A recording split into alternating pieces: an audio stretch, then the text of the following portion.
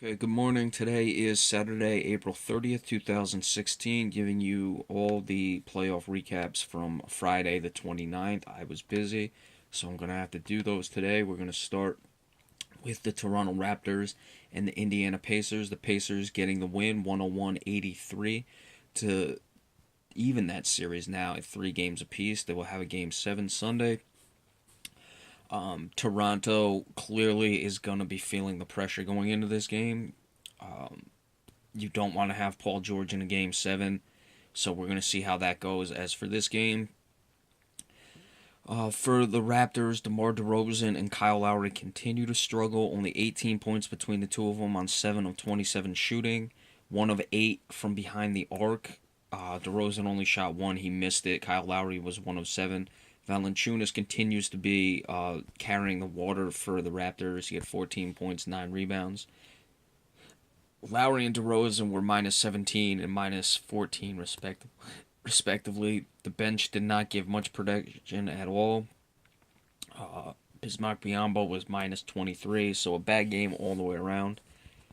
And Toronto got outscored 61-39 in the second half. They had a 4-point lead at halftime, so you got to really wonder about this team. And Paul George only had 21 points on 5 of 14 shooting. To lose by 18 points in that scenario is just not good enough.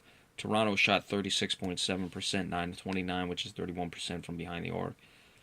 Indiana shot 46%, 8 of 22 from behind the arc, which is 36.4. So Toronto was pretty good in the three-point department. Made one more shot, 5 percentage points less, but still had an advantage there. George was plus 22. Solomon Hill plus 32 off the bench. Good bench production. That was really the difference in this game.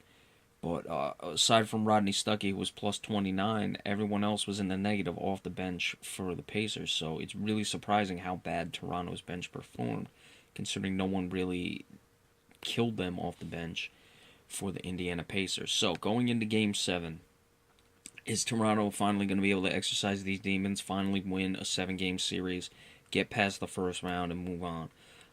There's going to be a lot of question marks if they don't. It really doesn't matter how you win the series as long as you win. And Miami and Charlotte, who we'll get into in just a second, they're going to 7 games as well. So it's not like you're sacrificing... well, you are sacrificing rest that you could have had, but it's not like the other team's going to be more well-rested. So we'll see what happens. Will Kyle Lowry and DeMar DeRozan finally snap out of it? Should they be able to win this game, Toronto that is, I would expect Lowry and DeRozan to really show up in the second round because they finally got that monkey off their back.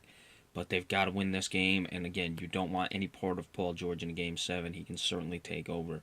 The Game 1 is one thing. That can happen. Paul George goes off, catch you napping. They got the 2-1 lead. They were 2-2 going back to Toronto, barely won that game, and then they lost this game. So Toronto clearly has an issue with the playoffs. It's really as simple as that. All right. So next we're going to be doing Miami and Charlotte. Charlotte losing, so that series is even at 3 games apiece, and then the Clippers and the Portland Trailblazers. So be sure to stay tuned for those. We'll be uploading them as soon as we can. Thank you all so much.